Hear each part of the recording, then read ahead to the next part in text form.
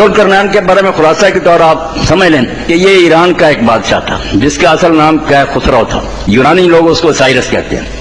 اس کا یہود پر بہت بڑا احسان ہے، یہودی قوم بڑی متعصب ہے، اپنے سوا کسی نسل کو وہ نہیں مانتے، وہ کہتے ہیں ہم اللہ کی برگزیدہ امت ہیں، چھانٹی ہوئی نسل ہیں، باقی سارے ہمارے غلام اور یہ لوگ امیین ہیں، کافر ہیں، اچھوت ہیں، کسی کو کوئی وزن نہیں دیتے، مگر ذوالقرنین کا احترام کرتے۔ اسی لیے حضور سے پوچھا کہ ذوالقرنین کا بتائیں۔ اب یہ ذوالقرنین صرف یہودیوں کے علم میں تھا، دوسرے کوئی نہیں جانتے تھے، اس لیے یہ سوال بڑا نازک تھا، نہ مکے کے جانتے تھے،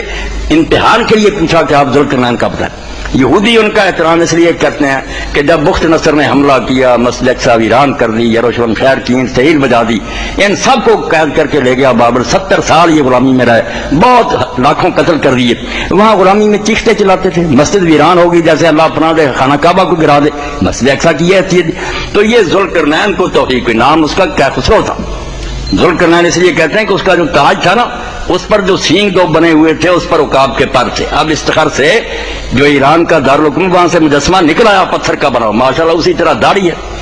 سر پر تاج ہے، دو سینگ ہے، ایک ادھر کو جاتا ہے، کدھر اوپر عقاب کے پر کھڑے ہیں، اس لیے ذوالقرنین دو سینگوں والا۔ یہ مسئلہ بیٹا حل نہیں ہوتا تھا، علماء بھی پریشان تھے کہ دو سینگوں والا کون ہے، کوئی مانا کہ وہ مجسمے نے بتایا کہ واقعی اس کے دو سینگ بنے ہوئے تھے تاج کی، اور اس نے آ کر یہ احسان کیا، جب فتح کیا بابل کو، اس نے ان کو آزادی دی کہ جاؤ اپنے وطن واپس آؤ۔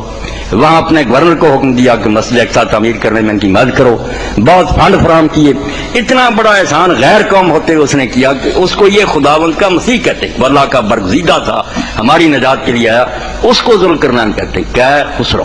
اور یونانی اس کو سائرس لکھتے۔ اس کا احسان ہے، واقعی وہ دنیا میں اس نے بڑے سفر کیے، ذکر اس کا۔